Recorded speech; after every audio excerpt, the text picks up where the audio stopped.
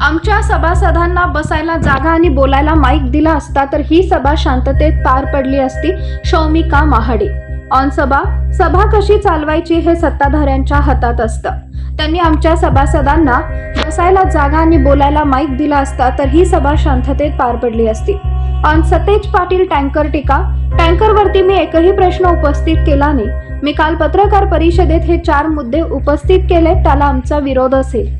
मी स्वतः audit report वाचले. दूध संस्था वाढल्या मात्र दूध संकलन वाढलेलं नाही असं स्पष्ट ऑडिट रिपोर्टमध्ये नमूद केलंय. जो फुगीर आकडा दिसत आहे तो बाहेरील दूध घेतलेला आहे.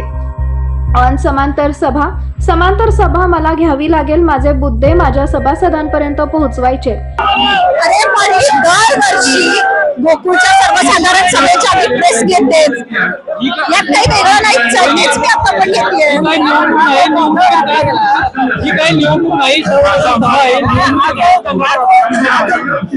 ही निवडणूक नक्कीच नाही आहे, पण इथे सर्वसाधारण सभेमध्ये सर्वसाधारण सभासदच प्रश्न विचारण्यासाठी आले. त्यांना म्हणावं जाऊन की इथे सभासदांना प्रश्न विचारायला संधी द्या म्हणून. तुमचा पण इथे नेता म्हणून काही